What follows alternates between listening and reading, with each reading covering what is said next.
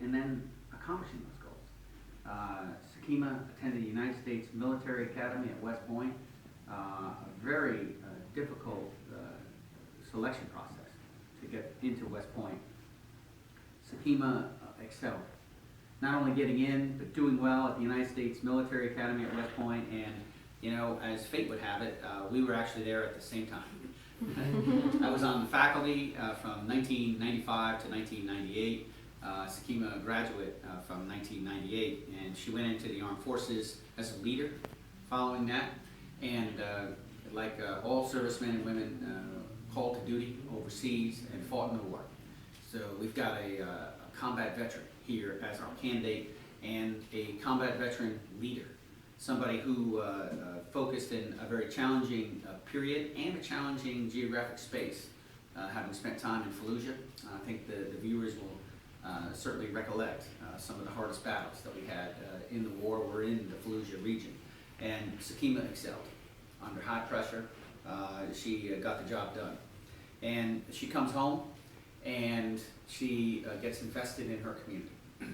She is commander of the VFW, and some know that among my priorities has really been trying to get our younger veterans into our veterans organizations, the VFW, the American Legion, firstly because these organizations do wonderful work for the community, but secondly, quite frankly, also because these organizations provide a community of caring for our veterans, and really we provide support for each other in these organizations. And as we all struggle to get our arms around post-traumatic stress and how we can do more for veterans, I'm a firm believer that the peer-to-peer programs are critical to that.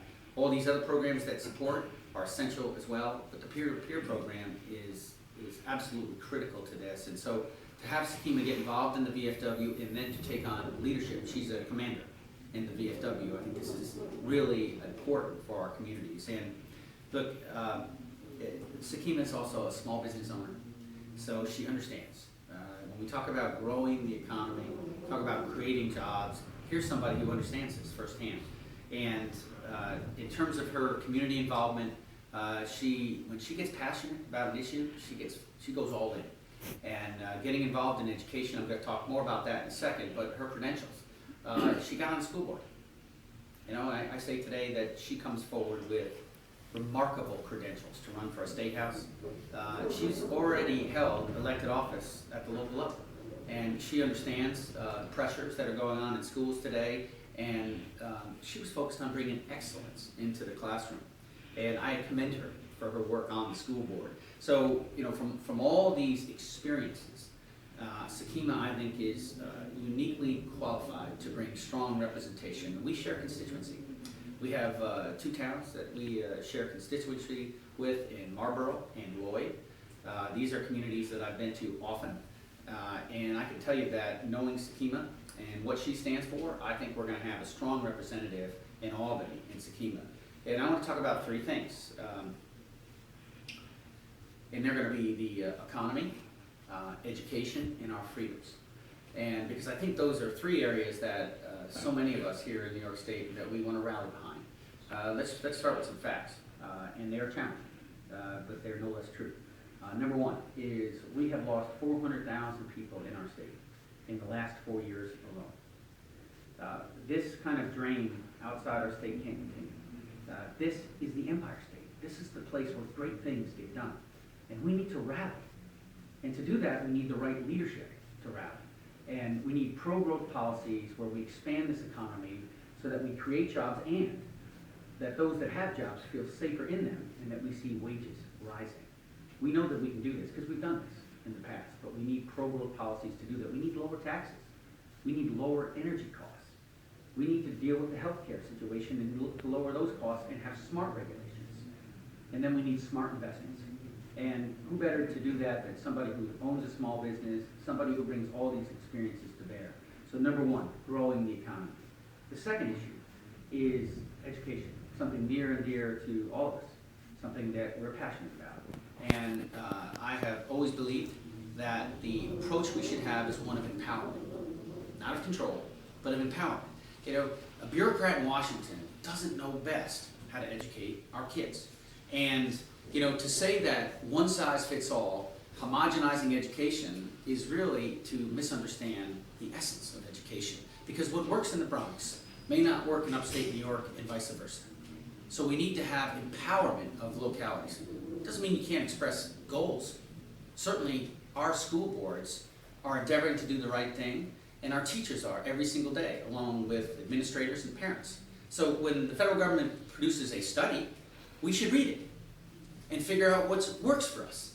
But when there's a difference between that and then saying that if you don't comply with all these rigid stipulations, we're going to cut your funding off, we're going to significantly reduce it. That's not helpful. That's not helpful. And in some of the competition that's come forward, attendant to initially No Child Left Behind, and let's be clear on this, this started well before President Obama's administration. This started, quite frankly, in President Bush's administration. And you know, his wife was a teacher. I think he had the best intentions, but I also think we headed down the wrong path. And we have seen now a significant rise in unfunded mandates on our schools. This is a real problem. This is a real problem that school boards have been dealing with. You know, the minute they sit down, 75% of the budget's already spoken for. We cannot have this. If it's such a good idea, then the federal government should pay for it. This is a bill I co-sponsored. It's a democratically authored bill, Chris Van Hollen from Maryland, but it basically says that we should fulfill our pledges that we brought forward when it comes to the Individuals with Disabilities Education Act, the IDEA, which came forward in the early 1970s. Federal government pledged then, when they brought forward these, that they were going to pay at least 40% of this requirement. Federal government today pays about 16 or 17%. It's just wrong. You know, I mean, we either need to roll back that unfunded mandate piece of it or pay for it. And I think that's important to empower it. The second piece to empowerment is to recognize that ultimate decision on curriculum and pedagogy needs to be in our communities. And this is why we want common sense, not common core. And for that, and also for the pedagogy, for these approaches, which is often age inappropriate, and we have relied on an extensive, onerous, high-stakes testing regime that is out of control. I'm the author of a bill, a bipartisan bill in the Congress that will help Sakima as she goes to Albany, that would roll back that onerous high-stakes testing regime back to pre-No Child Left Behind. And it's gaining momentum in the Congress. It's supported by the teachers union. It's among their top 2 priorities, and we think it looks good as we go forward from here. And I need to help Sakima as she brings this same message to Albany. I'm going to say also 2 privacy issues. We have parents that are very concerned. As this Common Core is brought forward, it steps on privacy. There's all kinds of data collection and concern about data mining and where that information is going. It's just plainly wrong. So, you know, that's the second reason why Sakima needs to go to Albany, because our parents, our communities are concerned about this, and she's on the right side of this issue. And then the third piece, it has to do with our freedoms, this exceptional way of life, which started off as a radical experiment in the 18th century, the idea that a bunch of farmers could be self-governing. But we've proven it to be true, time and time again. And what we need is to recognize this, that even going back to the Declaration of Independence, you know, we hold these truths to be self-evident, that all men are created equal, endowed by their Creator with certain inalienable rights, that among these are life, liberty, and the pursuit of happiness. And to secure these rights, governments are instituted among men, deriving their just powers from the consent of the governed. That was at the beginning. That was our social contract. Notice that these rights actually come from God. Governments are instituted to secure these rights. And that means a belief in us. Now, with rights come responsibilities. I want to be clear on that too. We have responsibilities, but we recognize these rights. And governments are instituted to secure these rights. So in this election, we're talking about the Second Amendment and we're talking about the SAFE Act. And we want to get rid of that. But I want everyone to know that even if you don't own a gun, you should be with us on this issue, because the Bill of Rights is integral. And I stand as strong on the First Amendment as I do on the Second Amendment and on the Fourth Amendment. And I want you to know, all 3 of those amendments have been under attack at various levels of government. And I believe in us. And I think it's also, the Bill of Rights unites us. It brings us all together. We can dispute and have a big debate about a whole host of issues, but we can all agree on our rights. And this is why Sakima is the right candidate, because she understands this. She's about empowerment. Her whole life has been about empowerment, and she leads by example. And that's why I'm so incredibly proud to endorse her today. And I think that she is a strong voice for all Americans, and I'm proud that she's standing forward on the RCI line. So, Sakima, you have my highest endorsement. I'm so incredibly proud of you. God bless you. Thank you. Yeah.